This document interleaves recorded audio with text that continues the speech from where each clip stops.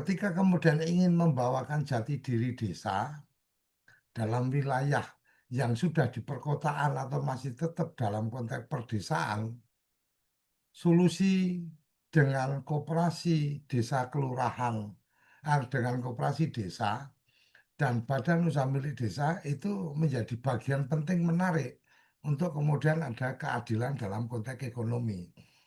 Jadi bagaimana ketika kemudian BUMDes mengelola aset-aset desa, kemudian disewakan, kemudian bisa mendapatkan penghasilan. Ketika ini kita bicara wilayah administratif desa di kondisi perkotaan ya.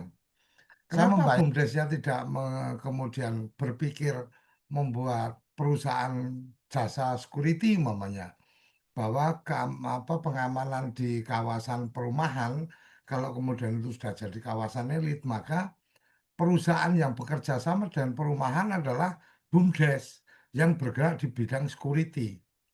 Kemudian ketika di situ ada kawasan-kawasan perkantoran, security-nya bisa jalan. Kemudian BUMDes juga punya perusahaan untuk cleaning umpamanya. Jadi cleaning service yang di perkantoran-perkantoran itu pihak ketiganya adalah BUMDes.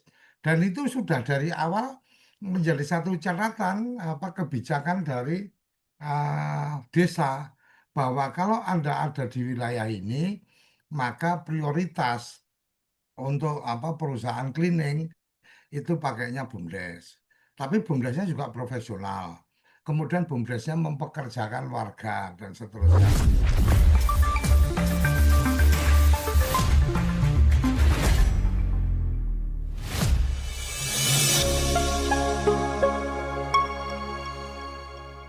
Assalamualaikum warahmatullahi wabarakatuh. Selamat pagi, selamat berjumpa kembali pada program Ngobrol Desa.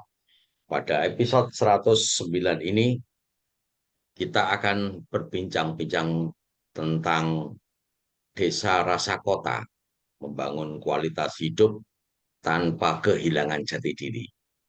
Nah, ini teman-teman semuanya, baik yang sudah berada di ruang Zoom, dan yang sudah menikmati program Ngobrol Desa di YouTube, kami ucapkan selamat berjumpa kembali. Topik kita pada pagi hari ini berkaitan dengan desa rasa kota yang akan disampaikan Mas Panuti selaku pemantik pada episode hari ini. Nah, teman-teman semuanya, berbicara tentang desa rasa kota, tentu saja teman-teman sudah punya bayangan ini. Ini sepertinya Mas Panuti akan menyampaikan tentang satu situasi apa yang bernama desa, tetapi penuh dengan nuansa-nuansa kota. Dan tentu saja desa yang bernuansa eh, atau yang memiliki rasa kota ini ada di berbagai kabupaten, eh, karena memang letaknya sudah berdekatan dengan kawasan-kawasan yang berdampingan dengan kota begitu ya, sehingga nuansanya seperti kota atau berada di pusat-pusat atau desa-desa yang berada di pusat-pusat kecamatan yang tentu saja hiruk pikuknya lebih menonjol begitu ya, lebih menonjol karena sebagai salah satu tempat atau pusat di mana seluruh kegiatan masyarakat tercurahkan di situ. Nah, seperti apa Mas Panuti tetap akan konsisten menyampaikan bahwasanya desa rasa kota tetap memiliki komitmen yang tinggi untuk membangun kualitas hidup tanpa kehilangan jati dirinya sebagai desa. Mari kita simak bersama-sama apa yang akan disampaikan Mas Panuti dengan topik ini. Kami persilakan Mas Panuti untuk menyampaikan topik desa rasa kota membangun kualitas hidup tanpa kehilangan jati diri. Ya, terima kasih, Cak Itong. Bismillahirrahmanirrahim. Assalamualaikum warahmatullahi wabarakatuh. Selamat pagi kawan-kawan pegiat desa, kawan-kawan pendamping profesional, juga kawan-kawan perangkat desa, kepala desa, perangkat daerah, kemudian pengurus BUMDes atau pengurus KOPDes Merah Putih, dan kawan BPD, Badan Pemusatan Desa, dan Pak Dekoco selaku Ketua RPDN. Ya, terkait dengan topik pada pagi hari ini, kami mengangkat sebuah topik atau tema, yaitu Desa Rakasa Kota, yaitu membangun eh, sebuah desa atau membangun sebuah peradaban kota yang tidak melepaskan sebuah jati diri. Ya, yang pertama adalah membangun kualitas hidup yang lebih baik kaitannya dengan di desa-desa. Eh, Contoh kalau tempat kami itu beberapa desa di kecamatan, satu adalah Kecamatan Grogol, juga Kecamatan Kartasura. Ini eh, s- secara administrasi desa, kemudian substansi di dalamnya juga desa. Namun dari segi kualitas hidup, itu kualitas hidup itu lebih baik. Satu terkait dengan kualitas hidup, kemudian eh, di desa-desa tersebut itu masih masih terdapat apa itu masih berkembang dan berkelanjutan terkait dengan eh, nilai-nilai budaya adat istiadat, baik itu yang kemarin atau baru-baru aja masing-masing desa membuat sebuah event-event yang eh, dengan nuansa gotong royong partisipasi warga masyarakat, eh, dengan dikoordinir oleh pemerintah desa. Ini yang menurut saya luar biasa. Kemudian yang tidak kalah pentingnya adalah menggabungkan nilai-nilai tadi, nilai-nilai desa dan dinamika kota yang ada. Ini juga tantangan yang tidak mudah gitu, yang tidak mudah terkait dengan ini. Kemudian tadi kaitannya dengan jati diri dalam perkembangan kota atau desa yang rasa kota itu, identitas budayanya itu masih kental. Kemarin di beberapa desa yang saya lihat ada yang eventnya adalah itu semacam apa itu grebek eh, grebek tempe, kemudian ada event payung. Nah, grebek tempe itu juga mengangkat eh, apa itu dari UMKM pedagang atau pengrajin tempe di Desa Sanggrahan. Kalau yang kaitannya dengan apa itu event event kaitannya dengan payung itu pun di desa yang lain, desa sebelahnya. Kemudian ada juga desa sebelahnya lagi namanya Desa Banaran. Ini luar biasa. Ini seperti Indonesianya mini, mini Indonesia mini gitu loh. Itu di sana dengan dari segi warganya, masyarakatnya itu eh, berbagai penduduknya itu beragama yang variatif. Itu ada agama Islam, ada agama Kristen, ada agama Buddha, agama Hindu dan lain-lain. Dan itu juga eh, dicirikan dari satu kaitannya dengan rumah ibadahnya. Rumah ibadah bahkan Konghucu juga ada. Rumah ibadahnya itu ada di desa tersebut. Gitu. Rumah ada di bahkan antara masjid sama sama gereja itu berdekatan berbatasan. Ini juga keunikan. Di samping nilai-nilai budaya tradisi Jawa, ada Mas Kerawitan masih hidup, kemudian reok juga ada. Lah ini juga nilai-nilai budaya, termasuk tadi kaitannya dengan kegotong royongan masih masih berjalan, gitu. Sehingga gotong royong, tradisi, seni budaya. Ya, tradisi jelas karena tradisi masih istilahnya orang Jawa kalau orang meninggal mulai dari 3 harinan, 7 harinan, 40 harian sampai 1000 harinan. Ini juga masih dibilang. Kalau dilihat dari segi eh, geografis, kemudian sarana prasarananya eh, di desa-desa tersebut itu memang banyak industri-industri, baik itu industri apa itu garment, dan itu juga di masing-masing rumah, di masing-masing ada home industry, yaitu di daerah Banaran itu kan berbatasan dengan kota Solo, yaitu di Kecamatan Lawean. Lawean itu Lawe itu benang. Ya. Nah, itu kalau historisnya kan itu daerah sentralnya mungkin zaman zaman dulu Serikat Dagang Islam, itu karena sana ada pahlawan Samanudi. eh, Samanudi, seorang pahlawan atau dari perintis itu eh, bahkan makamnya masuk di Desa Banaran, walaupun terkenalnya kan di Lawean, tapi itu masuk di desa.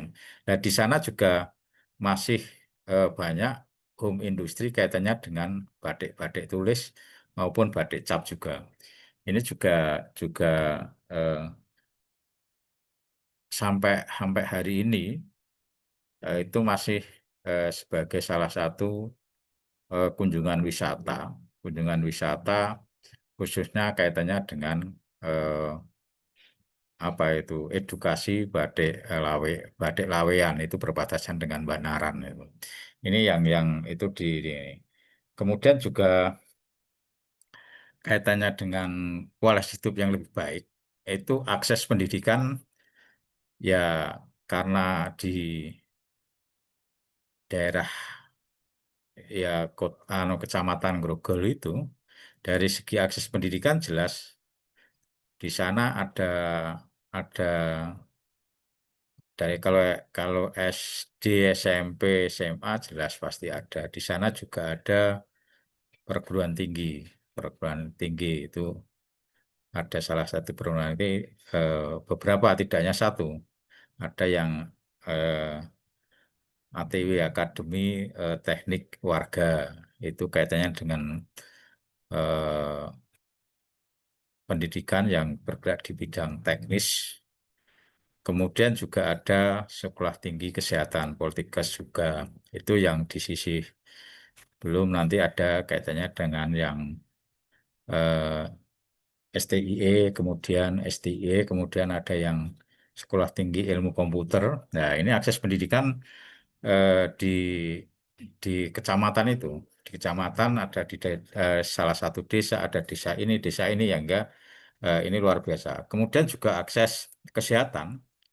Akses kesehatan juga luar biasa. Di situ yang akses akses kesehatan, di sana sudah ada rumah sakit yang luar biasa. Ada rumah sakit swasta, itu 3 rumah sakit yang terbesar, 3 rumah sakit. Itu ada rumah sakit Panti Kusala, ya Panti Kusala, kemudian ada rumah sakit Indrayati, kemudian ada rumah sakit yang eh, Dokter Dan itu yang terbesar itu. Ini yang kaitannya dengan kesehatan. Kemudian lingkungan di sana ada ya, lingkungan relatif juga ya masih masih relatif terjaga. Di sana juga ada Taman Pandawa, itu karena mungkin ide-ide waktu eh, zaman transisi dari Orde Baru ke Orde Reformasi. Ini yang terkait dengan eh, nilai-nilai modern, tapi juga masih berakar pada nilai-nilai lokal itu. Tadi yang sampaikan tradisi-tradisi itu masih berjalan. Kemudian juga di ini di kawasan ini di Solo Baru, istilahnya Solo Baru itu, tapi kecamatan adalah Kecamatan Grogol, Kabupaten Sukoharjo. Yang terkait dengan keterlibatan masyarakat, ini juga luar biasa. Indikatornya ketika diadakan event-event yang berbau tradisional, warganya masing-masing RT,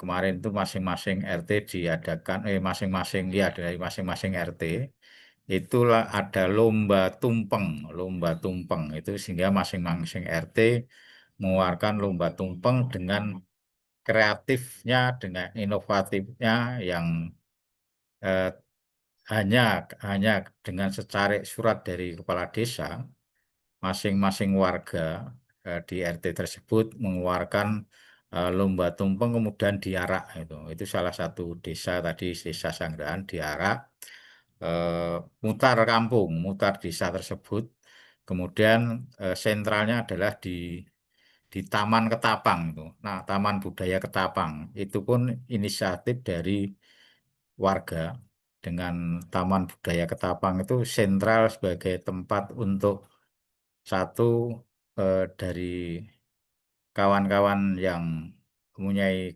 kreativitas seni budaya dan olahraga itu dibuatkan sentral di Taman Ketahanan Pangan itu.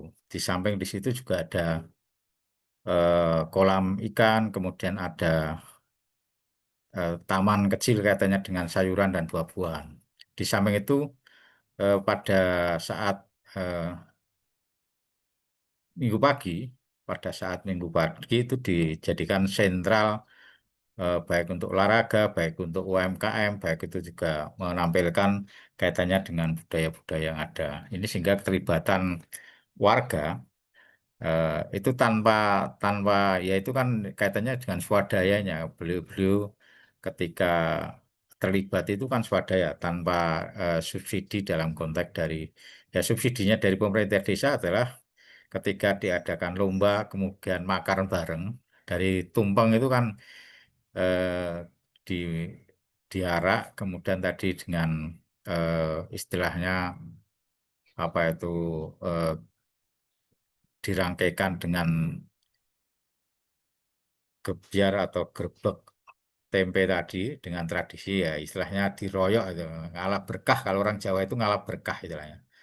Ngalap berkah itu ya dari tradisi ritual itu ngalap berkah. Ya tadi ya kaitannya dengan syukuran, sedekah, kemudian dari warga katakanlah memperebutkan kaitannya dengan tempe ya, tempe-tempe yang dibuatkan gunungan itu. Kemudian kaitannya dengan eh, di sini juga kaitannya dengan terjadinya apa?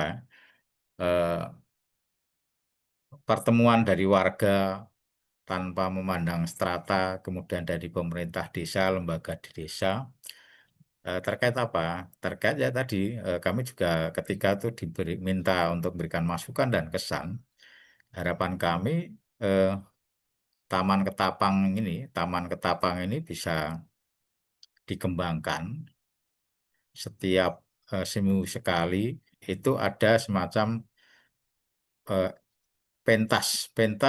Yang pentas adalah dari warga setempat, baik itu pentas seni budaya, tari, seni musik, seni suara, olahraga di Taman Ketapang tersebut.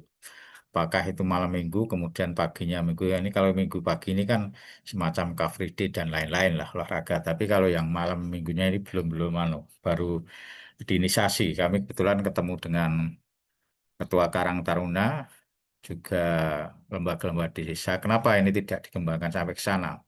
Berikan kesempatan, tolong diidentifikasi dari warga yang mempunyai apa itu eh,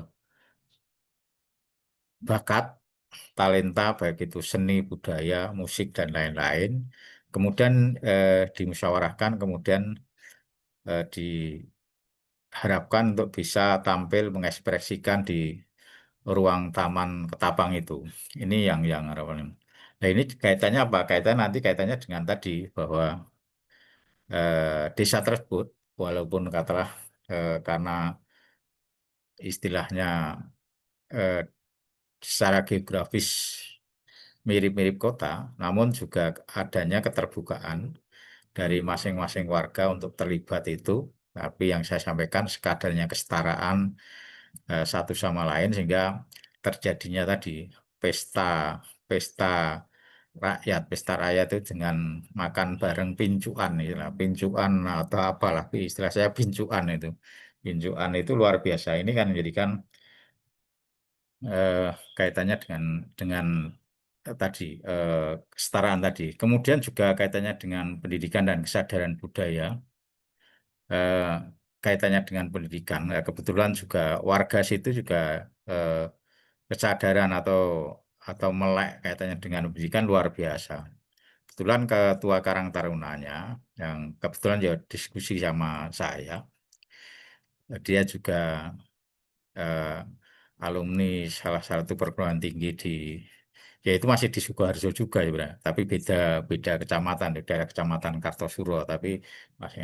Nah itu dari pilar jati diri kaitannya dengan sebenarnya kaitannya pendidikannya sebagai pilarnya. Kebetulan ketua karena masih muda, dia dosen di Delanggu, Delanggu itu di Klaten, yang di itu apa itu terkenalnya adalah apa pembuatan kerajinan apa itu sudah lama itu sejak menjak zaman dulu.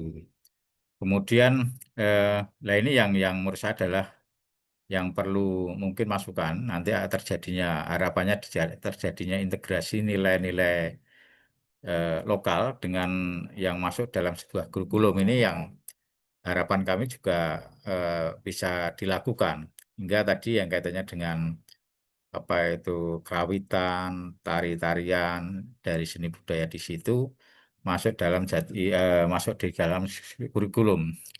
Juga yang tidak kalah penting tadi sana tadi satu ada pengrajin tempe, kemudian dua juga ada pengrajin atau pembatik tadi yang di home industry.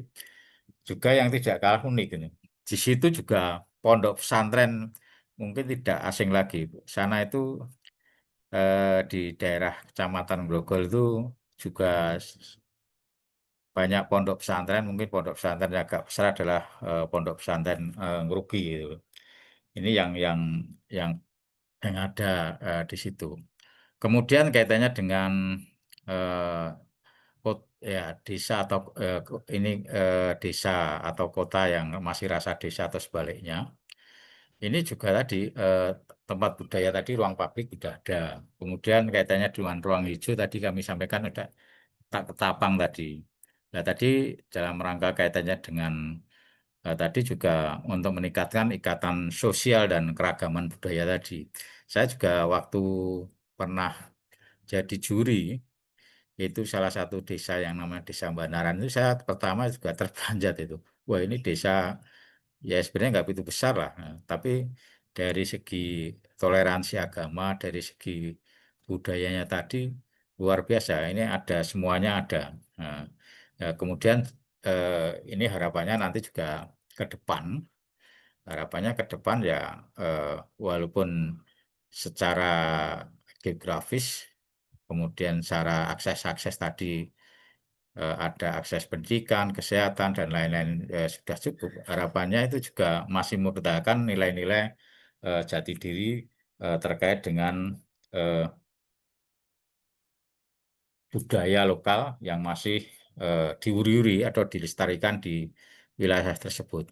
Nah, ini adalah merupakan apa ya keseimbangan antara nilai-nilai tradisional dan nilai-nilai era digitalisasi dengan nilai-nilai kemodernisasi itu akan terjadi sebuah integrasi ini sehingga tidak ada yang ditinggalkan tapi seiring sejalan ada sebuah keseimbangan ini harapan kami juga di wilayah wilayah tersebut sehingga untuk pendekatannya kami selaku TPP juga berbeda dengan pendekatan yang mungkin yang di sebelah selatan yang pure itu eh, masih masih daerah apa ya persawahan eh, desa yang betul-betul masih desa.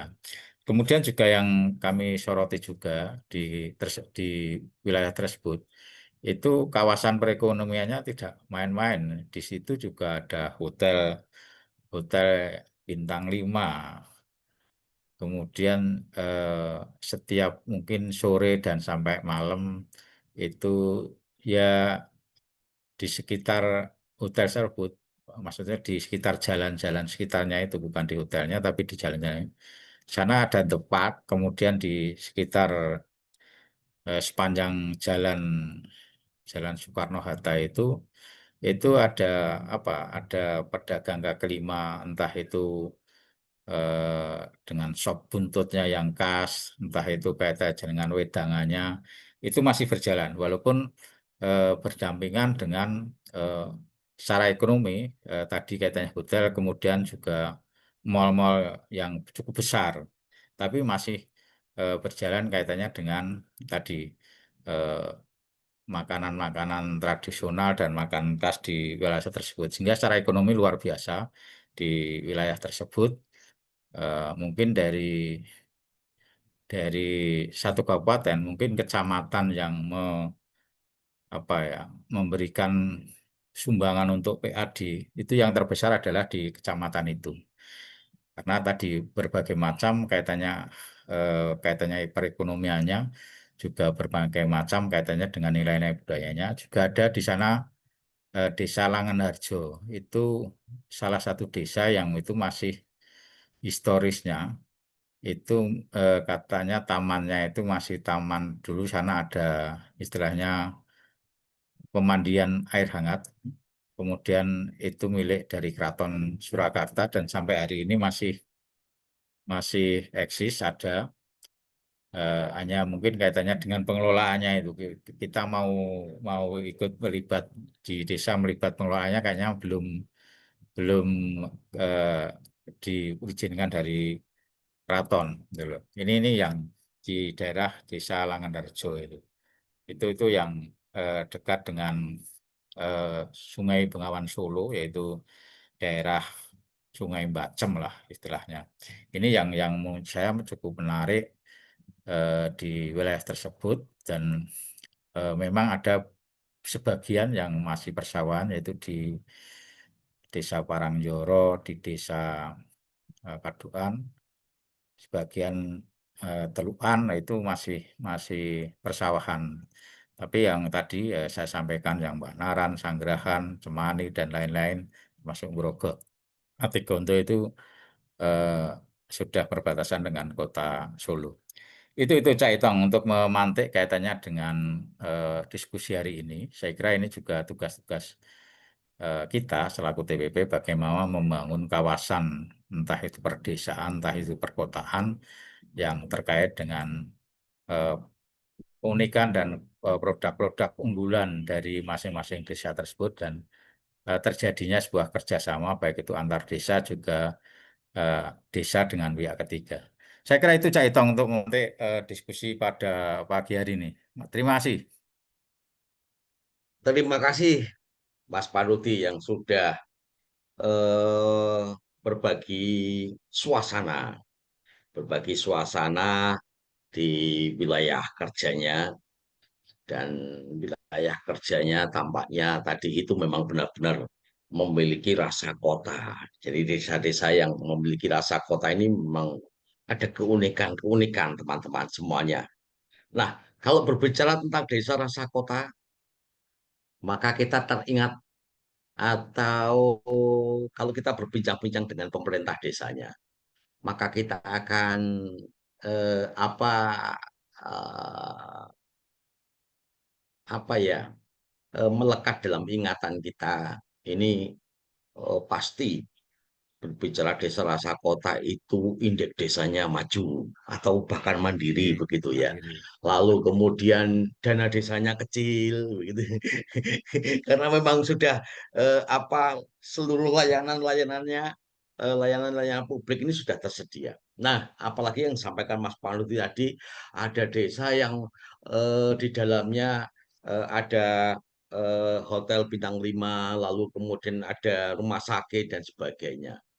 Ini satu kondisi yang menggambarkan bahwasanya berbicara tentang kualitas hidup, yaitu layanan dasar, tadi juga ada sekolah di tingkat perguruan tinggi ya, ada perguruan tinggi, ada SLTA.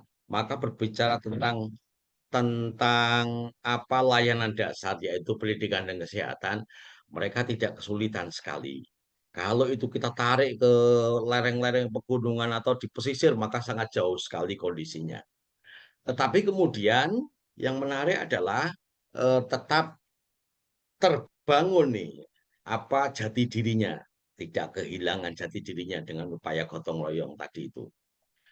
Tapi ada juga beberapa kondisi desa-desa yang nuansanya kota itu sifat masyarakatnya juga sudah seperti perkotaan beneran begitu ya. Mereka mereka individualis begitu ya. Tapi yang sampaikan Mas Panuti tadi itu masih tetap ada gotong royong. Dan ini tentu saja teman-teman, kalau kita berbicara masyarakat desa yang berada di kawasan-kawasan ramai yang memiliki rasa kota, maka masyarakatnya juga berbeda, tipologi masyarakatnya. Mereka lebih cenderung kritis begitu ya. Ini kan nanti berkaitan juga dengan layanan publik, layanan informasi atau transparansi dan sebagainya yang bisa menjadi diskusi yang bisa kita kembangkan. Tapi sebelum kita berbicara tentang bagaimana kondisi pendampingan, lalu kemudian seperti apa sih kira-kira pemerintah desa dan masyarakat desa yang memiliki rasa kota itu ketika misalkan membahas sebuah dokumen perencanaan baik RPJMDes maupun RKPDes, apakah mereka juga sama dengan desa-desa yang berada di kawasan-kawasan yang jauh dari rasa kota, atau justru berbeda? Letak perbedaannya seperti apa, dan kemudian tingkat partisipasi masyarakatnya juga seperti apa. Apakah ini kemudian menjadi satu perbedaan-perbedaan yang mendasar antara desa yang memiliki desa yang memiliki rasa kota maupun desa yang jauh dari rasa kota. Tapi sebelum kita berkembang diskusinya sampai ke sana teman-teman semuanya, mari kita dengarkan bersama, mari kita ikuti bagaimana tanggapan Pak D. Koco selaku Ketua RPDN terhadap topik ini. Karena topik ini pasti dilewati ini ketika Pak D. Koco melalui pelakuan ekspedisa. Ada kawasan-kawasan yang memang sangat jauh dengan kota maupun desa yang dekat dengan kota. Silakan Pak D. Koco. Terima kasih Caitong. Jadi kalau desa rasa kota itu kan sebenarnya kita mesti menyepakati dulu nih yang dimaksudkan desa itu seperti apa, yang dimaksudkan rasa kota itu seperti apa, kan kira-kira seperti itu. Karena kalau bicara desa dan kota dalam konteks administratif, pasti secara birokratisasinya beda. Kemudian kalau secara sosiologisnya, memang desa dan kota itu adalah ekosistem atau komunitas yang beda. Desa dan kota itu yang membedakan adalah, kalau yang saya pahami, desa itu mayoritas penduduknya adalah bekerja di sektor dasar, artinya sektor-sektor agro. Jadi penduduknya lebih banyak sebagai petani, sebagai produsen produk-produk pertanian dan seterusnya. Kalau kota itu sudah lebih ke urusan bahwa mata pencariannya itu di luar sektor pertanian. Nah, ketika kemudian Mas Panudi menawarkan desa rasa kota, ini yang kemudian terpikir di saya adalah mungkin yang dimaksudkan adalah kualitas hidupnya seperti kota, tetapi jati diri desanya tidak hilang. Jati diri desa nggak hilang, tapi kualitasnya seperti di kota. Saya jadi teringat tentang bahwa bicara tentang kualitas hidup itu bicara tentang ekonomi yang tadi Cak Hitung sudah sampaikan, layanan dasar ya, ekonomi, kesehatan, pendidikan, sosial, dan lingkungan. Kemudian jati dirinya itu apa sih desa? Ya jati dirinya adalah nilai, bahasa, adat istiadat, gotong royong, dan identitas dari desanya. Kita sekarang mungkin merasa kehilangan identitas desanya nih. Ketika kemudian bangunannya sudah bangunan-bangunan modern yang tidak ada identitas sebagai sebuah desa umpamanya. Nah, kemudian tantangannya adalah sekarang ini ada modernisasi, ada tradisi yang tadi Mas Bang disampaikan. Kemudian ada bicara tentang efisiensi dan kebersamaan. Kadang-kadang bicara tradisi itu tidak kita akan melihat inefisiensi. Ngapain sih bikin-bikin kegiatan-kegiatan dan seterusnya sementara kalau bicara anggaran, kenapa anggarannya tidak kemudian termanfaatkan tidak untuk sekedar bikin pagelaran budaya, tidak kemudian sekedar bikin grebek, tidak sekedar bikin acara-acara yang itu kemudian acara-acara tradisi dari sebuah jati diri desa kan kira-kira seperti itu. Nah, secara konseptualnya sebenarnya ini sudah pernah disampaikan oleh Bung Karno waktu itu tentang konsep Trisakti, berdaulat di bidang politik, berdikari di dalam bidang ekonomi, dan berkepribadian dalam kebudayaan. Nah, ini sebenarnya menjadi bagian menarik tentang ketika kita mencoba menurunkan itu di level desa. Bagaimana desa ini memang benar-benar berdaulat, tidak dalam kendali supradesa, tidak kemudian apa-apa yang dilakukan itu adalah apa-apa yang diperintahkan oleh supradesa saja, tapi memang ada kedaulatan desa dan itu sudah ada dalam amanat undang-undang desa kita. Nah, di sana ada rekognisi, ada subsidiaritas dan seterusnya. Kemudian berdikari dari sisi ekonomi.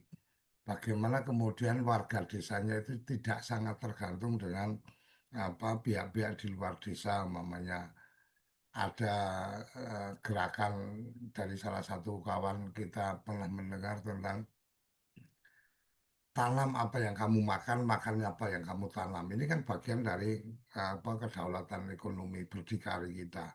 Kemudian berkepribadian di bidang kebudayaan. Nah, inilah yang kalau yang berkepribadian di dalam kebudayaannya, bagaimana budaya atau tadi jati diri desa ini bisa terus bertahan. Nah, ini mungkin menurut saya menjadi tantangan yang menarik, Caitong.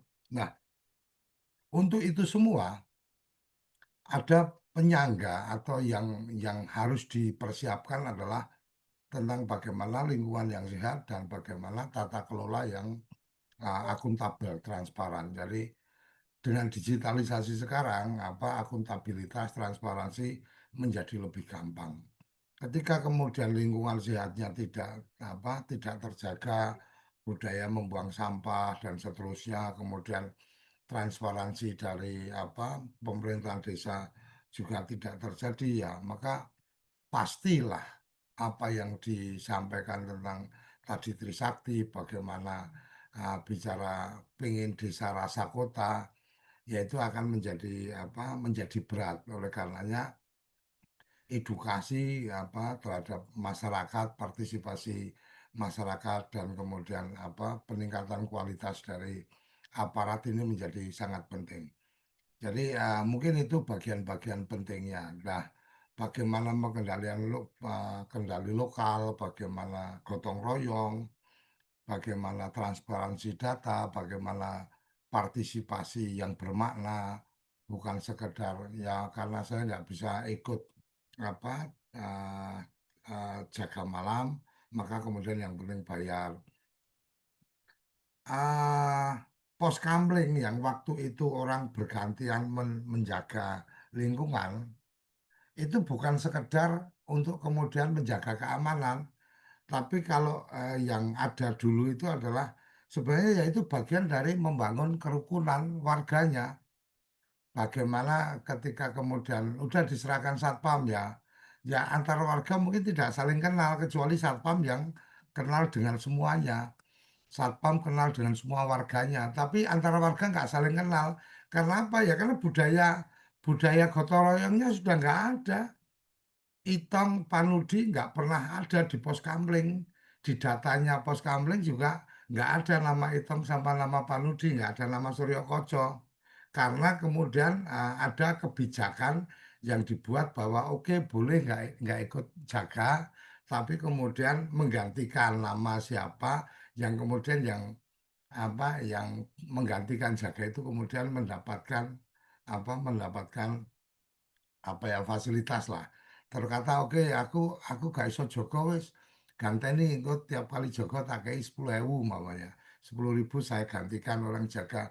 Bukan nilai, bukan jumlah orang yang harus jaga, bukan sekedar menjaga keamanan, tapi ketika saya tidak membayar 10.000 maka saya bisa ketemu dengan tetangga-tetangga, saya bisa berbagi cerita dan seterusnya. Itu yang mungkin sekarang ini ya kalau desa rasa kotanya bahwa oh kita aman, tapi kemudian ya karena ada CCTV, karena kita udah iuran gotong royong, bahasanya gotong royong, bayar security, ya bukan gotong royong bayar security, ya sebenarnya ya itu bagian yang kegotong royongannya sudah mulai hilang ketika kemudian kita tidak ada di dalamnya atau kita nggak pernah sekalipun ngikut pos kamling kalau kata nih Mas Panudi atau Cak Itong berapa kali pernah jagongan ya di pos kamling ketemu dengan teman-teman tetangga dan seterusnya.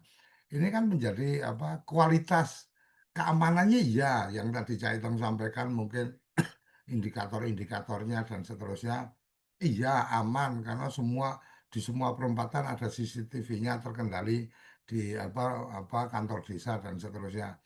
Tapi bahwa kegotong royongannya menjadi tanda tanya kan gitu. Artinya ada yang mulai hilang ini. Nah ini yang mungkin bagian-bagian yang menarik tentang desa rasa kota. Desa rasa kota itu pengen rasa kotanya itu kayak apa sih? Pengen rasa kotanya kalau mau masuk ke apa mau masuk ke wilayah Padukuhan itu kemudian ada security di situ seperti kalau di kota-kota itu klaster gitu kan atau kemudian pengennya yang seperti apa rasa kotanya aman sekedar aman aja atau ada kebersamaan. Nah, ini mungkin menjadi menarik untuk kemudian kita perbincangkan. Nah, bagaimana ekosistemnya atau konsep-konsep ini bisa bisa terjaga ya kita bisa lihat ada nggak perdes yang melakukan perlindungan terhadap budaya atau nilai-nilai lokal atau kemudian mendorong warganya untuk belanja di warung tetangga umpamanya. Artinya belanja di warung tetangga salah satu contohnya umpamanya. Itu kalau bicara efisiensi kadang-kadang inefisien. Karena kalau saya belanja di warung tetangga, dibanding saya belanja di mall, dibanding saya belanja di minimarket, mungkin lebih murah di minimarket, gitu. Tetapi bahwa kemudian belanja di warung tetangga itu bagian dari kemudian kita menjaga lingkungan kita supaya ekonomi masyarakat kita kemudian bertumbuh dan seterusnya, itu kan cerita yang lain. Itu tentang apa ya? Budaya-budaya lokal yang mungkin kita perlu jaga bahwa ada semangat-semangat yang kemudian kita ingin membantu keluarga sendiri. Dulu mungkin Mas Panudi sempat mengikuti dulu kalau bicara warga Wonogiri itu Mas Panudi. Itu kan dia banyak yang kemudian melakukan rantau ya, rantau ke Jakarta. Saya masih ingat dulu teman-teman ada teman pengusaha yang kemudian pengusaha bus itu selalu ketakutan masuk untuk kemudian melayani rute Wonogiri. Karena apa? Karena loyalitas warganya larang ngosidik gitu kan atau kurang nyaman pun dikit lebih baik naik bus yang punyanya orang Wonogiri. Yang sekarang itu udah nggak ada, Mas. Sekarang ya yang paling enak sing ndi, ya, kan gitu. Artinya bahwa satu bisa jadi karena apa keterbangunan kesadaran warga bahwa ini potensi yang dimiliki, bahwa pasar pasar yang dimiliki itu luar biasa loyalnya, sehingga kemudian seenaknya sendiri, sehingga kemudian ketika diterobos dengan masuk PO dari luar dan kemudian pelayanannya lebih bagus, harganya lebih murah, akhirnya tergoda juga. Lah, ngapain juga naik bus punyanya orang Wonogiri yang lawang berhenti-berhenti di mana-mana, berhenti ngambil penumpang sembarangan, pelayanannya nggak enak dan seterusnya, kan gitu. Akhirnya ya udah tergilas. Ya sama seperti kita kemudian, saya lebih suka belanja di minimarket di depan daripada belanja di warung tetangga. Ya kenapa? Ya karena kalau minimarket nilai gengsinya beda. Kemudian harganya mungkin lebih murah dikit. Kemudian kalau belanja di minimarket saya bisa nggak pakai cash gitu kan. Bisa pakai QRIS dan seterusnya. Tapi kadang kita lupa bahwa kalau di warung tetangga kita mungkin pas nggak ada duit kita bisa ngutang. Kalau di minimarket nggak bisa. Nah, yang kayak kayak gini mungkin menjadi catatan-catatan menarik ini untuk kita diskusikan. Nah, ada nggak peraturan desa yang mengatur tentang itu? Ada nggak kemudian desa memberikan layanan yang transparan kepada warganya tentang bagaimana pengelolaan iuran sampahnya, bagaimana perencanaan pembangunan, ini menjadi bagian-bagian penting. Indikator-indikator yang kita bisa lihat adalah bagaimana ekonomi pendapatan masyarakatnya, kemudian sosial sosial kemasyarakatan mungkin lebih pada kegotong royongan, partisipasi. Kalau bicara budaya, bagaimana event-event budaya dan kemudian bahasa lokal. Nah, sekarang dengan tetangga aja sudah pakai bahasa Indonesia umpamanya apa di kampung-kampung. Artinya ya kita sudah mulai mulai kehilangan jati diri juga nih ketika kemudian Cak Itong di kampung ngobrol sama anak-anak di kampung udah nggak pakai bahasa Jawa gitu kan. Atau bahasa bahasa Jember gitu kan, tapi udah pakai bahasa Indonesia. Dek, ini kalau ini mau kemana? Padahal ya itu bagian bahasa ibu itu yang kemudian bisa menjadikan perikatan kita tentang menjaga apa menjaga menjaga desa walaupun rasanya rasa kota, kan kira-kira seperti itu. Nah, ini mungkin bagian-bagian menarik yang perlu dibahas lebih dalam, mungkin bagaimana nih peran pendamping menjadi fasilitator musyawarah, membuat perencanaan tentang SOP pelayanan-pelayanan pelayanan-pelayanan kewargaan, kemudian menjadi penghubung kemitraan desa dengan mitra-mitra yang adil, kemudian mentor untuk literasi dan budaya, kemudian menjaga desa ini arahnya akan seperti apa. Jadi saya pikir kalau bicara angka-angka, saya yakin lah teman-teman TPP sangat paham indeks, macam-macam indeks yang ada dan seterusnya gitu kan. Nah, maju dengan akar yang kuat, bukan kemudian menjadi kehilangan akarnya. Karena kalau pohon yang kehilangan akar itu kan kena angin dikit juga akan rubuh kan gitu kira-kira. Jadi meningkatkan kualitas hidup warga tapi tetap menjaga jati diri desa. Nah, ini mungkin catatan atau tantangan kita ini, Cak Item. Jadi saya pikir itu kalau desa rasa kota ya nanti ketemunya, kalau kemudian rasa kota itu dinilai kehilangan jati dirinya itu ketika rasa kota itu ya dinilai dengan orang sukses itu dari berapa banyak duitnya.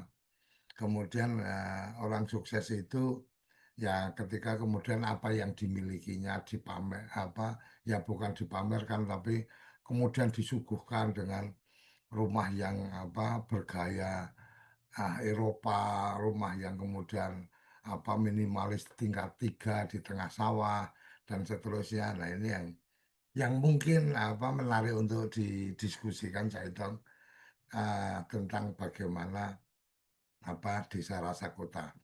Rasa kotanya itu apakah kemudian individualisnya atau kemudian layanannya. Saya yakin harapannya adalah layanannya, bahwa layanan di desa nggak sekalah sama di kota.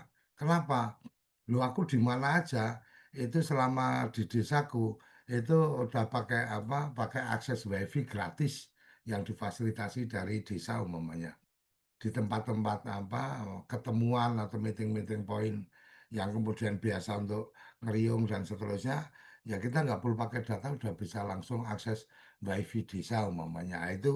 Ya itu mungkin malah menjadi sesuatu yang lebih maju daripada kota, tapi rasa gotong royong bersamanya masih ada. Mungkin itu catatan dari saya, mohon maaf kalau tidak sesuai dengan apa yang dibayangkan dengan topik yang ditawarkan. Terima kasih.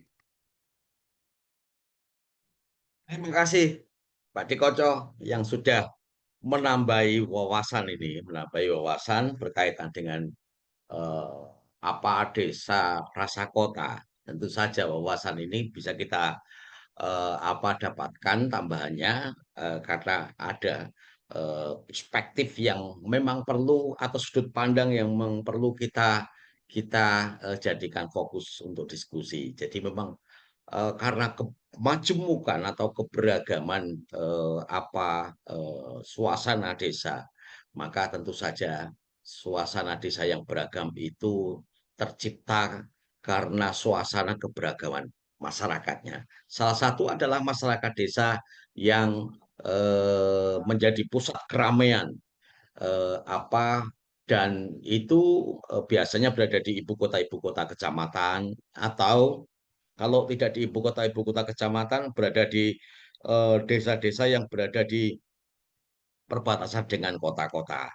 Mereka lebih cenderung nyaris hampir sama dengan perkotaan, tetapi berbicara jati diri, ada gotong royong, ada semangat kolektif yang tetap bisa dipertahankan, semacam misalkan kegiatan-kegiatan sosial seperti misalkan poskamling, lalu kemudian gotong royong untuk bersih-bersih desa, lalu gotong royong untuk menjaga desanya dan sebagainya.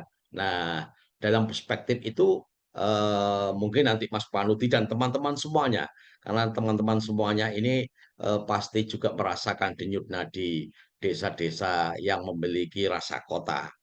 Nah, nanti mungkin bisa menambahkan, kami persilakan teman-teman untuk raise hand, memberikan tanggapan atau memberikan tambahan meskipun ilustratif begitu ya tentang desa-desa rasa kota.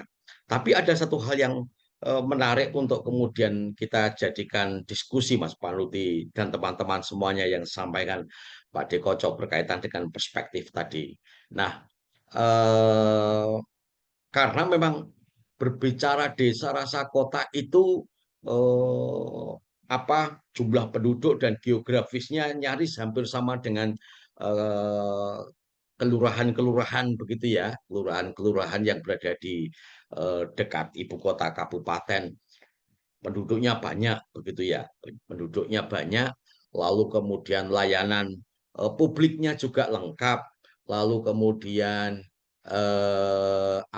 ada persoalan tentang sampah, lalu kemudian ada persoalan dengan sanitasi, ada persoalan dengan ya banyak hal juga sehingga itu biasanya juga menjadi atau mempengaruhi masyarakat. Nah, lalu kemudian ada kecenderungan misalkan ada kecenderungan misalkan pemerintah desanya style style birokrasinya lebih kental begitu ya, lebih kental dibandingkan dengan desa yang tidak memiliki rasa kota tapi desa tetap rasa desa begitu ya. Ya, ada birokrasi, ada style birokrasi yang nyaris juga hampir sama dengan kelurahan-kelurahan. Atau mungkin justru yang sampaikan Mas Panudi tadi mungkin berbeda mereka ya, berbeda. Tetap tetap ala desa meskipun rasa kota. Lalu kemudian eh, tingkat kepedulian ini Mas Panudi, tingkat kepedulian publik terhadap desa apakah juga tinggi atau mungkin kalau tidak dibandingkan begitu, apakah ada perbedaan begitu ya? Tingkat kepedulian masyarakat desa terhadap dana desa misalkan itu tetap tinggi ataukah sama dengan desa yang lain atau misalkan kalau sederhanakan ada perbedaan tidak gitu ya. Lalu kemudian berkaitan dengan padat karya tunai desa yang itu kemudian dicitrakan sebagai bentuk untuk menginisiasi masyarakat sehingga dana desa itu bisa dipakai untuk mengorganisir masyarakat, mengguyupkan, lalu kemudian sama-sama kemudian melakukan satu aktivitas yang berkaitan dengan lingkungan maupun beraktivitas yang sifatnya sosial, tetapi ada insentif untuk para pelaku program padat karya tunai desa. Apakah ini juga ada perbedaan-perbedaan? Nah, saya juga kepingin mendapatkan insight nih Mas Panuti.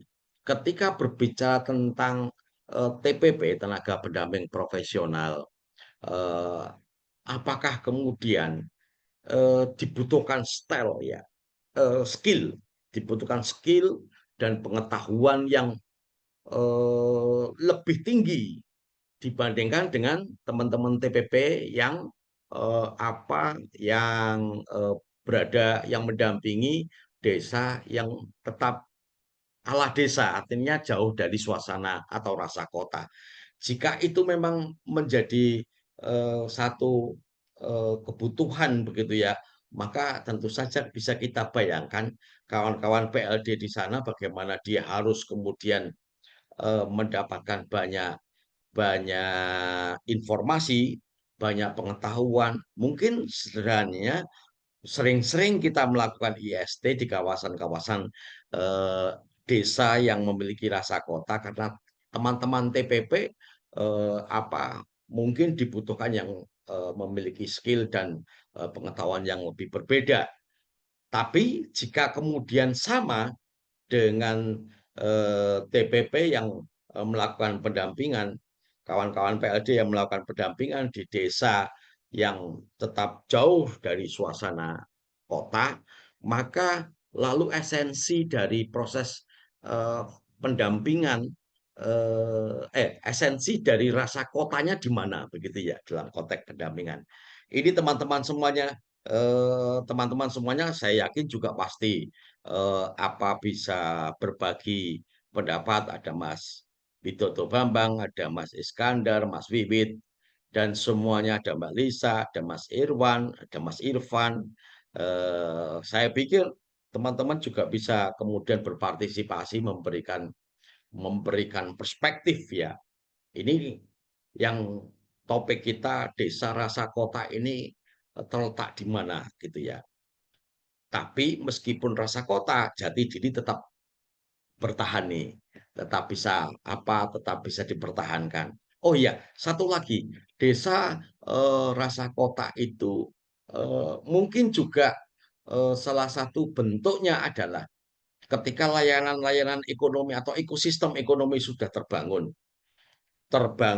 karena desa membangun ekosistem ekonomi semacam BUMDes maupun Koperasi Desa Merah Putih atau bahkan melakukan lompatan-lompatan yaitu BUMDes yang ada di Desa Rasa Kota tadi itu melakukan pendampingan UMKM karena ada kecenderungan Desa Rasa Kota itu UMKM-nya tinggi begitu ya. UMKM-nya tinggi karena sektor pertanian mungkin mungkin kecil begitu ya karena ketersediaan lahan juga semakin menipis. Lalu kemudian eh, ekosistem itu atau mungkin kalau ditarik dalam konteks LKD Lembaga Kemasyarakatan Desa, apakah juga memiliki perbedaan. Kalau memiliki perbedaan, kira-kira benarkah perbedaan itu mengarah rasa kota, begitu ya? Monggo, kami persilakan Mas Panudi untuk untuk bisa kemudian mengilustrasikan. Oh, ini sebelum ke Mas Panudi ada Mas Irfan. Silakan Mas Irfan dahulu. Nanti mungkin Mas Panudi bisa sekaligus memberikan tanggapan terhadap apa yang akan disampaikan Mas Irfan. Silakan Mas Irfan.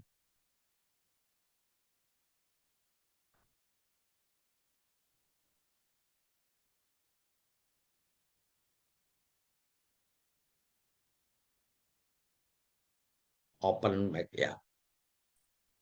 Ya, Assalamualaikum warahmatullahi wabarakatuh. Terima Waalaikumsalam. kasih Pak Pamudi. Saya kira kalau kita mau membahas atau membicarakan terkait dengan desa dan kota, ya mungkin dari segi ya tadi saya sepakat ya, mungkin dari segi pekerjaannya saja yang banyak membedakan antara kota dan desa. Karena kan di kota lebih banyak faktor jasa, barang dan jasa, sedangkan di desa itu lebih menitik beratkan pada pertanian.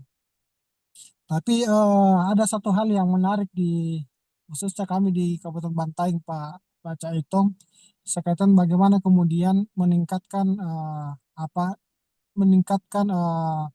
pendapatan daerah. Jadi kami di Kabupaten Bantaeng ini pemerintah daerah ini mendorong terkait dengan bagaimana memfokuskan kepada pariwisata. Sehingga dengan pariwisata ini dipercaya dapat mendatangkan pendapatan daerah. Karena kan biasanya kalau di kota itu, khususnya di kota Makassar itu kan mereka kan bekerja sampai Senin sampai Sabtu ya, Senin sampai Jumat. Sehingga di Makassar itu kan keadaannya mereka kan tidak punya tempat wisata yang representatif bagi warga kota. Kecuali kalau hiburan-hiburan malam. Di luar hiburan malam itulah kemudian Kabupaten Bantaeng ini mencari celah bagaimana kemudian orang-orang kota ini dalam Sabtu Minggu itu bisa berkunjung ke Bantaeng.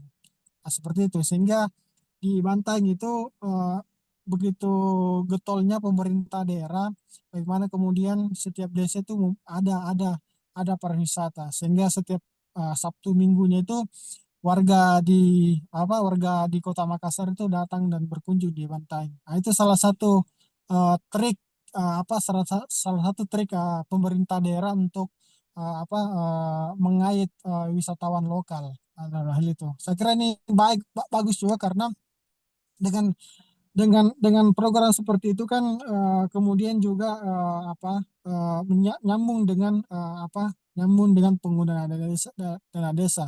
Karena kan di penggunaan dana desa kan bisa digunakan untuk bagaimana kemudian membangun infrastruktur pariwisata. Itu yang dilakukan di Bantaeng. Bahkan di kabupaten-kabupaten lain juga itu sudah mengikuti hal seperti itu. Bahkan di kabupaten lain itu sudah membuat event setiap event bulanan, event tahunan untuk mengait wisatawan-wisatawan yang dari kota. Itu dari Bantaeng. Kemudian yang berikutnya juga saya mau katakan di sini bahwa dengan pariwisata itu juga meningkatkan kemarin. Jadi kami di Bantaeng itu dengan pemutaran IDM kemarin itu dari 46 desa di Bantaeng itu sudah 30 desa yang mandiri. Nah, itu kan tidak lepas dari kontribusi wisata yang menjadi prioritas daerah. Jadi dari 46 itu ya sisanya itu yang 16 itu semua sudah menjadi desa yang maju, Pak Caitong. Nah, ini kan dampak domino dari efek wisata. Karena dengan wisata dapat dipercaya dapat meningkatkan itu pendapatan daerah. Kemudian yang berikutnya dari segi karakter dan budaya masyarakat, saya kira di perbedaan desa dan di kota itu kan hampir sekarang nyaris tidak ada Pak Caitong, karena di apa di apa di masa digitalisasi ini kan kan semua sudah terbuka. Desa itu di kantor-kantor desa sudah punya wifi semua, Pak.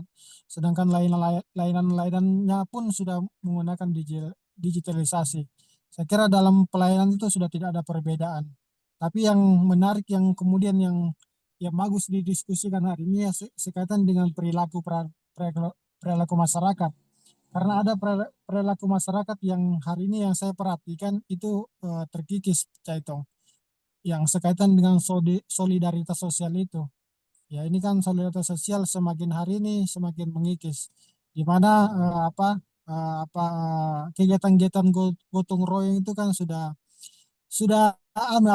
kegiatan gotong royong itu dikapitalisasi ya, sudah sudah berubah menjadi dikapitalisasi dengan programnya, ada dengan program padat karya tunai. Karena masyarakat itu seorang enggan kalau melakukan gotong royong kalau tidak ada ya dalam tanda kutip tidak ada cuannya. Nah, itu kan masyarakat itu kan sudah seperti begitu. Nah, ini kan kebiasaan-kebiasaan yang kemudian ya pemerintah sendiri yang membuat skema itu. Saya kira seperti itu, Caitong. Ya, Terima kasih ya. Mas Irfan Tawakal memberikan pendapat ini ada desa rasa kota di Bantaeng yang itu basisnya adalah pariwisata. Ada pertanyaan Mas Irfan nih dari Pak Dekoco, apakah kemudian pariwisata tersebut menjadi kontribusi bagi pemerintah daerah ataukah pemerintah desa? Jika kemudian itu menjadi kontribusi bagi pemerintah desa, maka kemudian benarkah seluruh perekonomian yang berputar di desa yang memiliki rasa kota, apalagi basisnya basis pariwisata, itu benar-benar menjadi satu landscape atau satu landscape berkaitan dengan ini pengembangan desa, sehingga ketika berbicara desa rasa kota, maka pola pengorganisasian dari seluruh pelaku-pelaku ekonominya seperti apa, Kak? Nah, kaitannya dengan pendapatan dapat meningkatkan pendapatan daerah. Oh, meningkatkan pendapatan daerah bukan pendapatan. Lalu kemudian pertanyaannya adalah apa kemudian keuntungan ya atau apa yang bisa diambil dari kawasan-kawasan dari desa yang memiliki rasa kota, lalu kemudian basisnya adalah basis pariwisata, eh, tetapi berkaitan dengan pendapatan tidak masuk ke dia gitu ya. Nah ini ya gimana nih triknya biar kemudian bisa masuk sebagai pendapatan desa. Padahal kalau kita berbicara tentang gula-gula begitu ya, ini sudah terbangun gula-gulanya karena ada potensi-potensi ekonomi yang berbasis pariwisata. Sementara berbicara tentang kawasannya berada di kawasan yang rasanya rasa kota. Mas Irfan mungkin bisa ditambahkan? Oh ya, tampaknya Mas Irfan masih belum bisa menanggapi. Silakan Mas Panuti. Ini satu tantangan kita Mas Panuti. Bagaimana kemudian gula-gula, karena terus terang ini Mas Panuti, kalau kita berbicara desa yang dekat saja ya, desa yang berada di pusat ibu kota, itu tingkat kelengkapan layanan yang itu justru didapat oleh desa itu eh, karena memang ada pembangunan layanan yang bukan kewenangannya tapi kewenangan supradesa. Misalkan tanpa ada perencanaan ternyata di desa itu memang sudah ada perbankan, ada kemudian pegadaian, lalu kemudian kantor pos besar, lalu kemudian ada hotel-hotel, yang itu semuanya bukan dibangun oleh pemerintah desa dan masyarakat desa. Tetapi mau tidak mau ketika kita berbicara indeks desa itu menjadi bagian yang diukur begitu ya, termasuk layanan pendidikan yang setingkat SLTA, setingkat SLTP, lalu kemudian ada puskesmas. Nah, fasilitas-fasilitas publik semacam ini tidak dimiliki oleh desa yang berada di pesisir maupun oleh desa yang jauh dari ibu kota kecamatan. Nah, terkait dengan hal itu, maka bagaimana kemudian memanfaatkan positioning ya. Iki positioningku sudah berada di kawasan desa-desa di kawasan rasa kota karena ada beberapa fasilitas umum publik yang ada di situ. Ada terminal, ada stasiun dan sebagainya. Lalu bagaimana sadar positioning, lalu kemudian dalam planning atau perencanaan pembangunan. Kalau kita berbicara potensi desa, maka potensi desa yang terpotret seperti itu bisa kemudian menambah pendapatan bagi desa. Bagaimana ini teknis fasilitasnya, Mas Panuti? Monggo, silakan.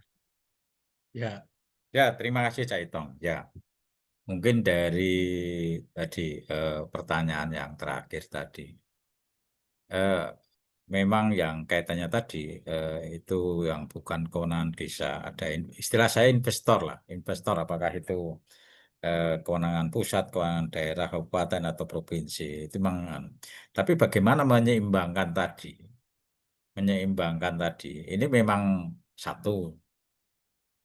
Kami pernah juga kepala desa, salah satu kepala desa, awal ketika karena beliau itu bukan dari perangkat lembaga, bukan, ya pokoknya bukan dari pengalaman di desa, tapi dia punya pengalaman di edukasi ya, di pendidikan lah, pendidikan ya semacam apa LPK atau apa. Waktu itu bertanya, apa yang harus kami lakukan? Waktu itu Bintek kepala desa. Kami kebetulan diminta untuk kaitannya dengan RPJM desa itu.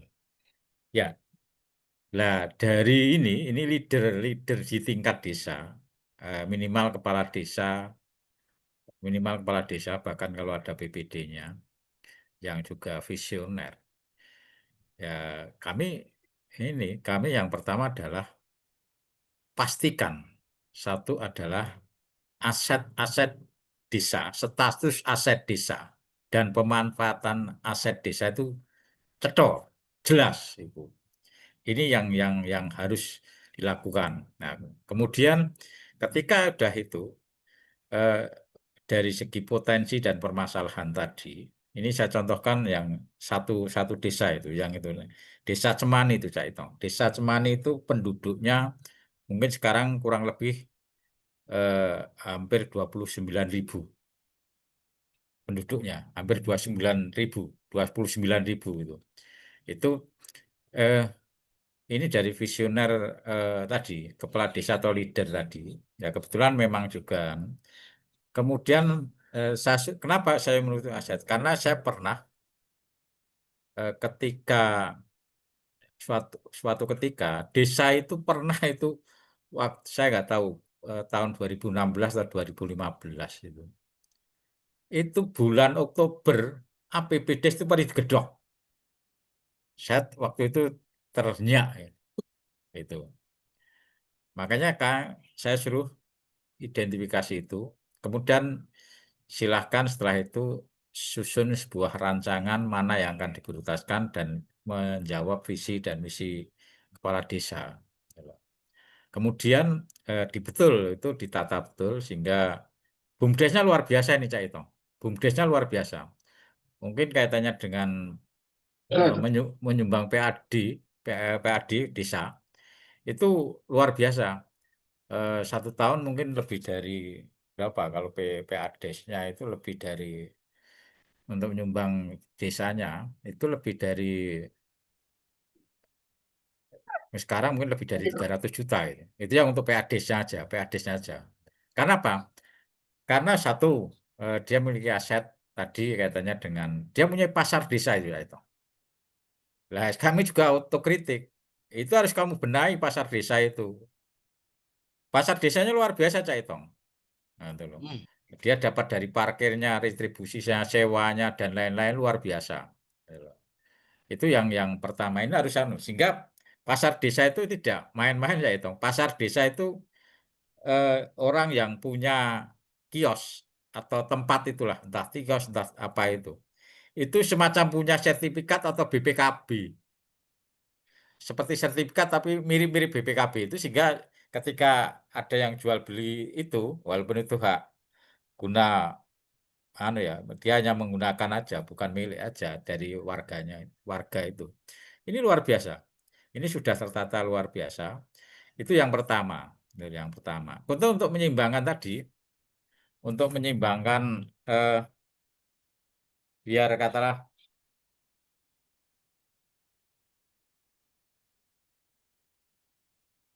tidak terjadi kesenjangan yang sangat-sangat tinggi, sangat tinggi. Kami pun mencoba tidak hanya desa itu, desa yang lain. Kami mencoba kenapa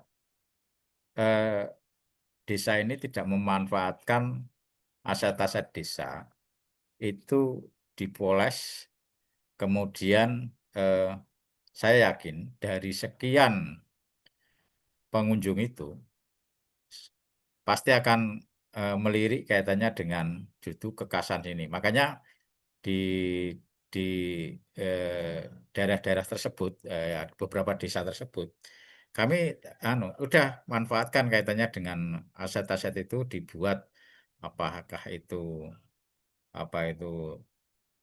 toko atau apa, yang jelas itu nanti akan masuk ke tingkat desa, dan yang jelas utamakan warga setempat yang memanfaatkan itu. Bedakan antara warga setempat dengan warga luar, tapi diutamakan adalah warga setempat.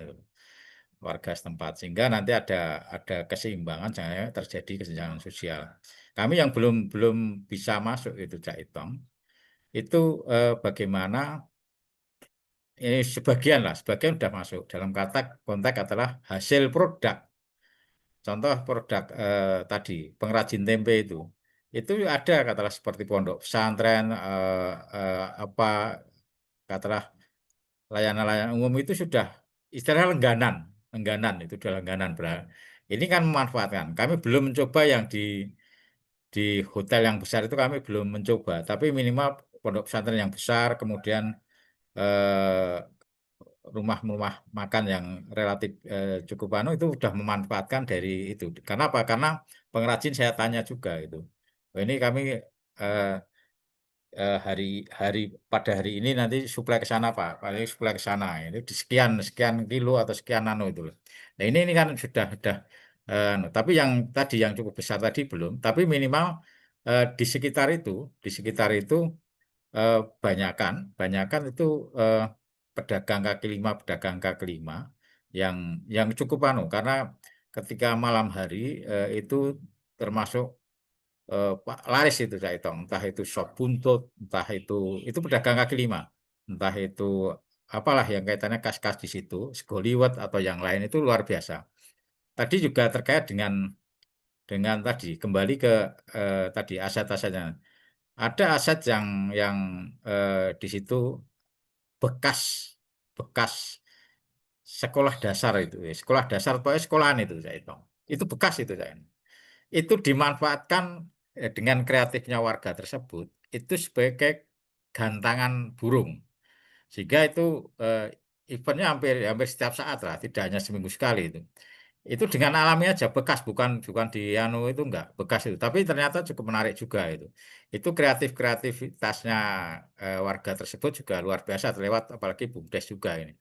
Bahkan itu kemudian juga itu ada semacam universitas itu saya hitung, universitas yang baru mau mendirikan di situ, itu kerjasama dengan desa. Kebetulan ada di sekitar lahan universitas tersebut, tapi bukan di lahan universitas itu milik kas desa, sehingga dimanfaatkan untuk kerjasama itu sebagai tempat parkir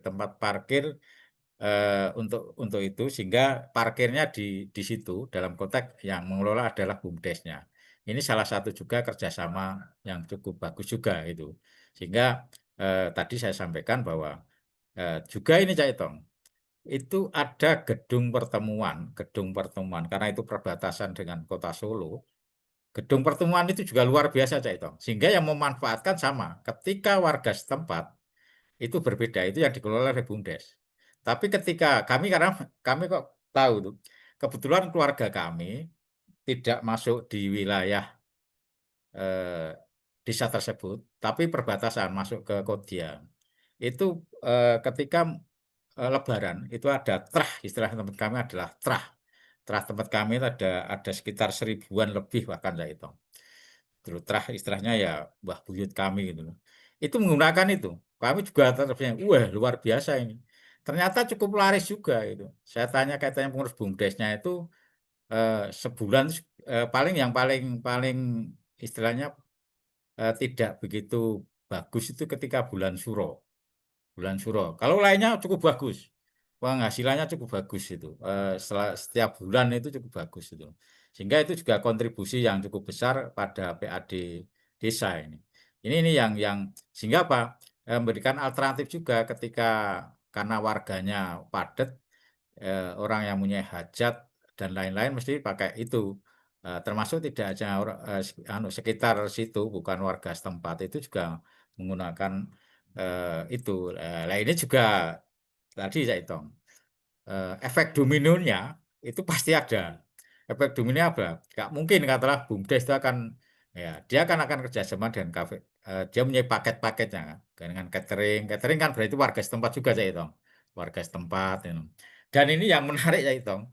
Justru pengurus BUMDes itu yang menawarkan kepada pengurus Kopdes Merah Putih. Kalau mau katalah memanfaatkan kiosnya, kan itu membangun beberapa kios itu. Untuk apa? Untuk ya dalam arti toko obat, belum apotek, karena kalau apotek kan pasti harus ada apotekernya itu. Nah ini malah justru dari pengurus BUMDes.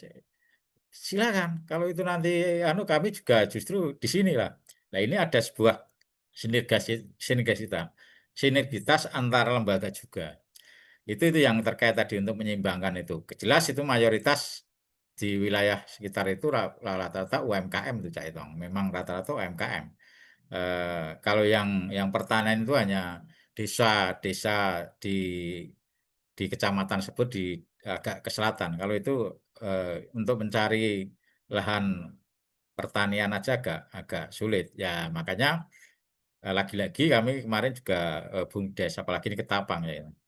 Kenapa BUMDes ini tidak kerjasama dengan BUMDes yang lain yang penghasil padi atau beras, penghasil ayam petelur, ayam daging? Oh bisa Pak, kenapa tidak? Silakan, sampean punya katalah pasar. Kenapa tidak BUMDes sana ini kerjasama? Nah, jadi kan hanya modal nama aja. Konkretnya langsung aja, kios ini langsung aja. Oh boleh, boleh kenapa tak boleh? Kompetitornya juga silakan gitu loh. Ini kenapa? Karena apa? Karena kalau tidak seperti itu ya jenengan enggak karena apa? Jenengan memang sebenarnya harusnya memang sini lebih ke pasarnya, pemasarannya, etalasenya gitu loh. Walaupun kemarin Ketapang juga akhirnya juga dong. Dia juga produk juga, tapi saya yakin produknya juga ayam petelur. Kebetulan dia nyewa yang lahan agak ngiwo, istilahnya orang Jawa itu ngiwo. Ngiwo itu ya tidak jauh dari warga lah. Ada tapi bukan milik desa enggak. Ini nyewa juga. Itu enggak cukup. Kalau kamu nanti jadi agen atau distributor atau apa kaitannya dengan telur, lah kamu bisa bekerja sama lah. Itu kebetulan ketika membuat kandangnya itu kerjasamanya dengan BUMDes yang sudah pengalaman di desa kecamatan lain. Saya karena pernah tampil juga di sini, Cak Itong. BUMDesnya pernah tampil juga di sini nih. Ya, akhirnya dia tahunya dari situ. Kayaknya dari katalah waktu itu kan juga di-sharekan di sini, gitu loh. Akhirnya situ saya kebetulan monitoring karena desa Cemani itu dana desanya paling tinggi, Cak Itong. 2,2 istilahnya 2,5 miliar atau berapa lah, saya nggak hafal. Tapi lebih dari 2 miliar itu kan ketapangnya kan 20% minimal 20% kan luar biasa itu saya hitung. Nah, akhirnya kenapa tidak? Akhirnya kami juga mencoba monitoring karena apa? Ini dana besar yang luar biasa dari sekian desa yang paling besar. Nah, ini juga lagi-lagi kalau kaitan dengan pelayanan tadi saya hitung, ini juga luar biasa. Ini salah satu desa, mungkin tidak hanya desa ini, yang mempunyai mini studio untuk podcast saya hitung. Nah, ini ini kadesnya waktu itu saya luar biasa. Nah, ini sayangnya aja untuk mengisi konten-konten ini yang menurut saya adalah perlu. Tadi sebenarnya perlukah TPP? Ya kalau saya harapan saya sama Cak Itong. Harapan saya juga pengen adalah rekan-rekan TPP yang apa ya, yang punya istilahnya apa? Istilahnya kemauan kuat untuk tadi karena di situ kan BPD-nya juga pengalaman Cak Itong. BPD-nya juga pengalaman terkait dengan ya karena dia jam terbang tinggi juga pendidikannya juga buat. Tapi kalau kami terbelah-belah Cak Itong, ketika memang tidak berbeda dengan berbeda pendapat dalam konteks ketidaksesuaian, kami tetap ngomong belak-belakan, tidak tedeng aling-aling kami. Nah ini salah satu kadesnya ini Pak Hadi ini waktu itu. Nah ini kan menurut saya ini luar biasa kaitannya dengan kawan-kawan ini memanfaatkan aset-aset desa eh, untuk dijadikan dijadikan menambah penghasilan desa juga tidak lepas dari eh, tadi memberikan lapangan pekerjaan tadi kalau yang kaitannya dengan apa itu tadi eh, kaitannya dengan padat karya tadi. Padat karya tetap kita lakukan, saya hitung. Padat karya lakukan karena di sana kan slogan-slogan ya memang ya karena itu kebijakan supradesa tetap kita manfaatkan kaitannya dengan itu tetap kita manfaatkan lah. Nah, ini kami juga dari leadernya itu cerdas. Cerdasnya apa? Bagaimana mencarikan dana aspirasi ke gang-gang atau jalan-jalan di kampungnya itu. Kalau hanya dana desa lebih cenderung tadi untuk pengembangan ekonomi di desa tadi, Cak Itong. Lebih banyak untuk juga kaitannya pelayanannya, Cak Itong. Pelayanannya dia sudah pakai digitalisasi juga, Cak Itong.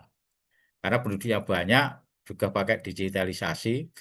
Termasuk pengolahan sampahnya yang ini ya belum ya sudah istilahnya relatif baik tapi belum pengolahannya tadi belum maksimal itu loh. Nah, ini juga kami dorong pengolahannya bagaimana biar katalah ini maksimal. Tapi sudah sekarang eh, sudah tidak menjadi permasalahan.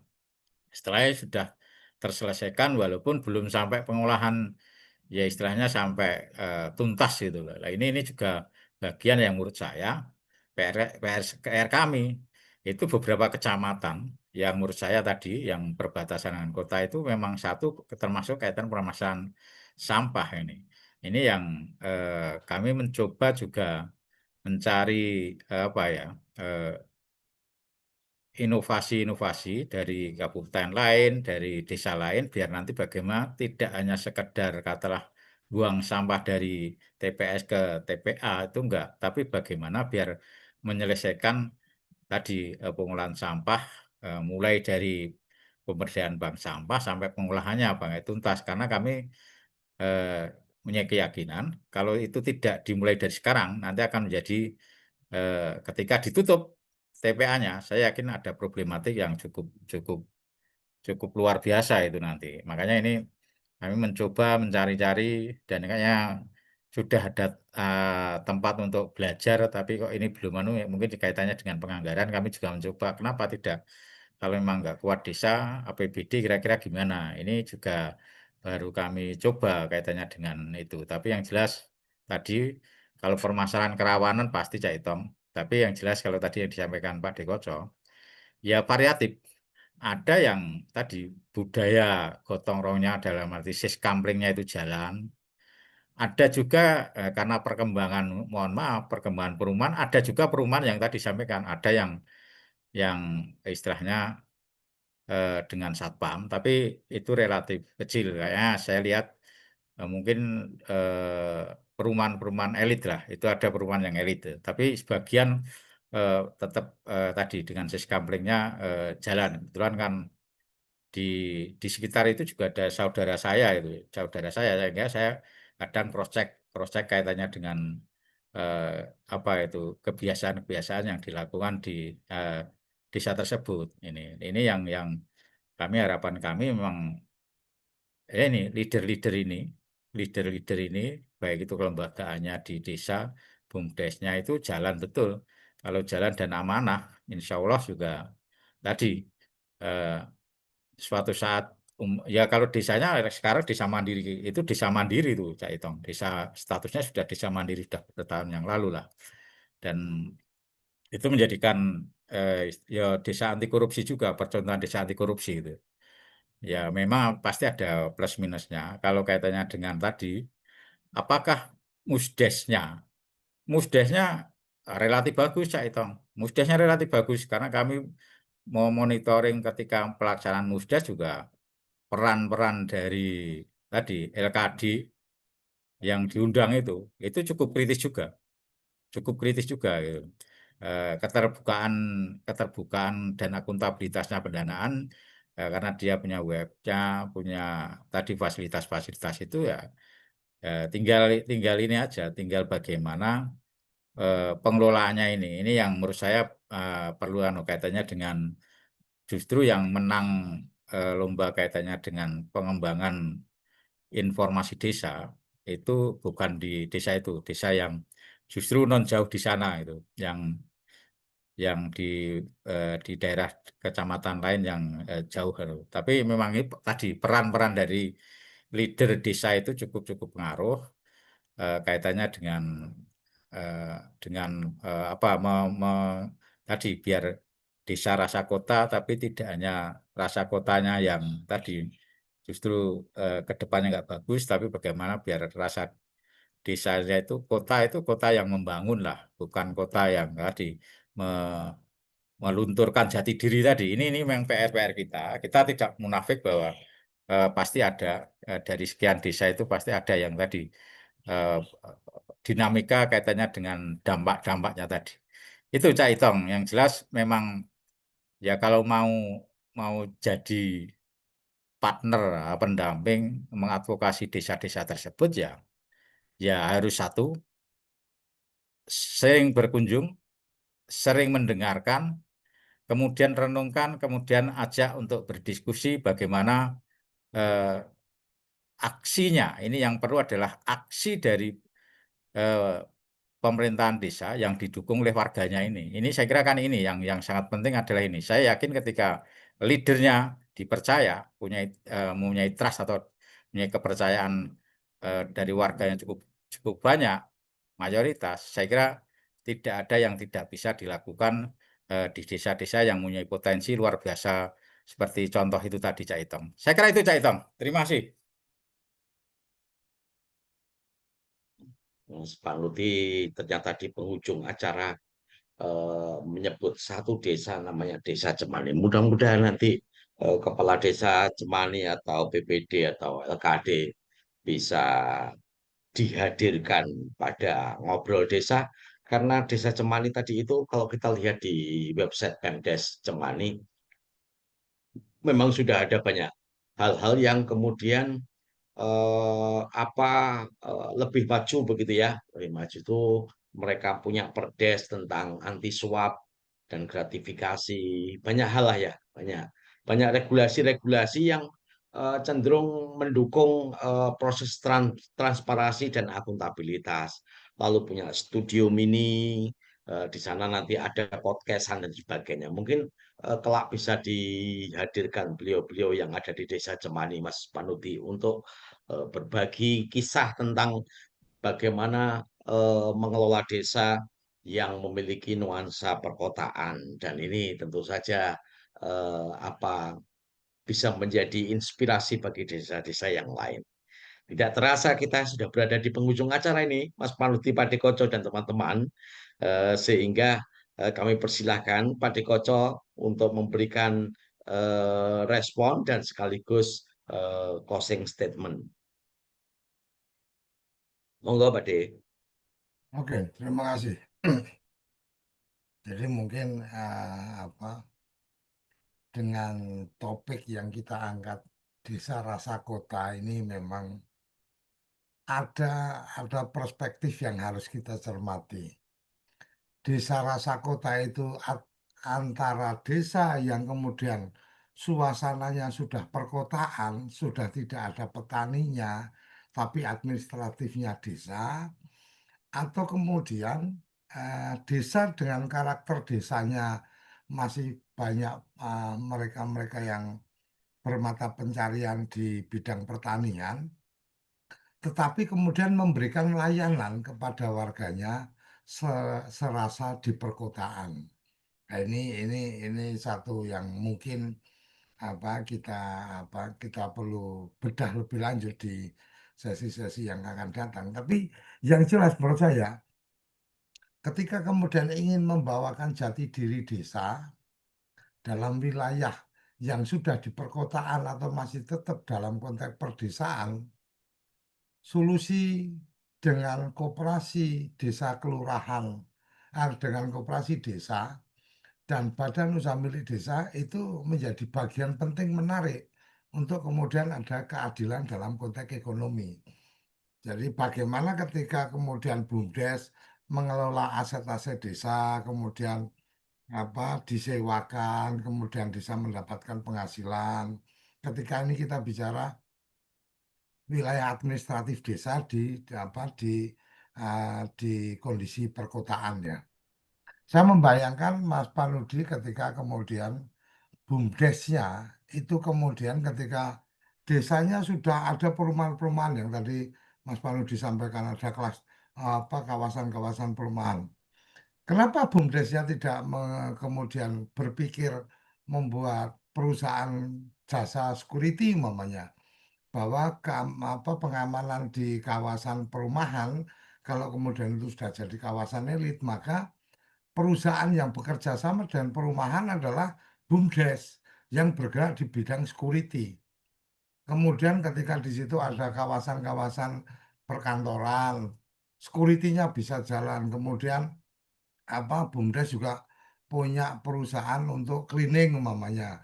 Jadi cleaning service yang di perkantoran-perkantoran itu pihak ketiganya adalah BUMDes.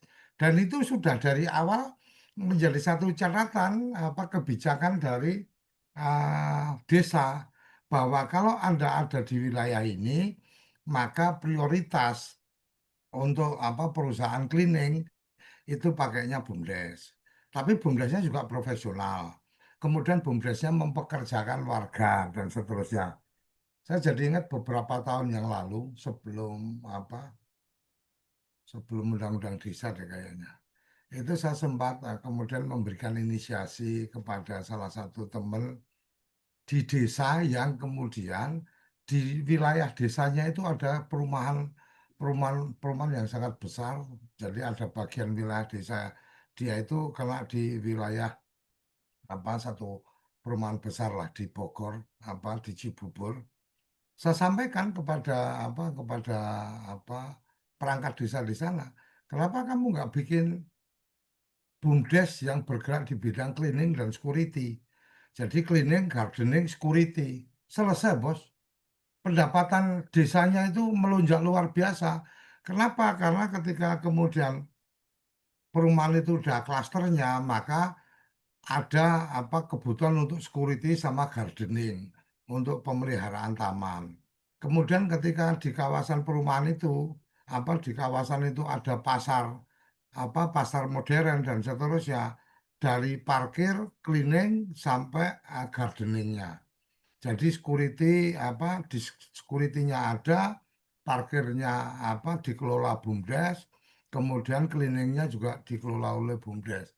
Ini ruang-ruang yang sangat mungkin dilakukan manakala yang berpikir teman-teman kepala desanya tidak berpikir, atau teman-teman tokoh di desa itu tidak berpikir untuk dirinya sendiri semata. Karena kan peluang itu akan jadi gampang ketika kepala desa yang datang, kemudian kepala desa bawa PT, kan selesai juga. Kepala desa yang datang, kepala desa bawa security untuk industri di sini. Bahkan sangat mungkin nih Cak Itong, ketika kemudian desa itu ada di kawasan yang sudah berbau perkotaan, di situ ada industrinya dan seterusnya. Di apa di perusahaan-perusahaan sekarang kan ada kecenderungan untuk kemudian outsourcing. Ya BUMDes bikin perusahaan outsourcing, kemudian merekrut dari warganya dan seterusnya. Nah ini yang kemudian menjadi menarik adalah bagaimana tentang tadi kedaulatan desanya, bagaimana berdikari ekonominya, ya dengan kekuatan dari Badan Usaha Milik Desa atau koperasi desanya. Jadi mungkin itu apa catatan yang mungkin saya bisa sampaikan di penghujung acara ini, dan saya pikir tinggal bagaimana berbaginya peran antara BUMDes dan KOPDes ketika desanya itu sudah ada di wilayah perkotaan. BUMDesnya punya perusahaan jasa yang tadi saya sebutkan, mulai dari jasa parkir, dari jasa cleaning, jasa gardening, security gitu kan. Kemudian KOPDesnya ngapain? KOPDesnya ya punya apa? Punya outlet sembako umpamanya. Warga desanya bisa mendapatkan barang-barang subsidi dengan apa lebih gampang, lebih terjangkau. Jadi berbagi perannya apa bisa dilakukan, dan itu akan sangat enak, sangat mungkin ketika semangat musyawarah mufakatnya, musyawarahnya itu masih bisa terjaga. Pak Kades ngundang direktur BUMDes, ngundang ketua KOPDes, kongko bareng, rokok, ngopi, apa ngudut ngopi bareng, makan gorengan dan seterusnya diobrolin. Ini ada potensi nih. Ini bentar lagi ada industri masuk ke sini. Dia pasti butuh tenaga kerja. Yuk, BUMDes persiapan apa legalitasnya, kamu bisa memberikan apa jasa untuk apa outsourcing mamanya dan seterusnya. Dan itu sangat sangat mungkin, sangat terbuka, karena ruang-ruang itu juga tidak hanya kemudian BUMDes hanya nungguin ketahanan pangan, kemudian bingung ini saya dapat dana ketahanan pangan tapi nggak bisa yang bisa nggak ada yang tempat yang bisa ditanam dan seterusnya. Ya udah, apa yang ada di potensi di desanya itu yang perlu dicermati. Saya pikir itu Mas Panudi, terima kasih kawan-kawan. Semoga diskusi-diskusi semacam ini menjadi ruang kita untuk lebih punya apa kreativitas atau lebih punya ide-ide baru untuk memajukan desa-desa di seluruh Indonesia. Salam bahagia untuk kawan-kawan semua, salam sehat untuk orang-orang yang Anda cintai, salam desaisme. Terima kasih. Salam desaisme. Terima kasih Pak D. Wah, ini di penghujung acara semakin muncul kecerdasan Pak D ini dari sharing-sharingnya. Ada security, perumahan, dan sebagainya yang bisa dikerjasamakan dengan BUMDes. Lalu kemudian keterlibatan Koperasi Desa Merah Putih.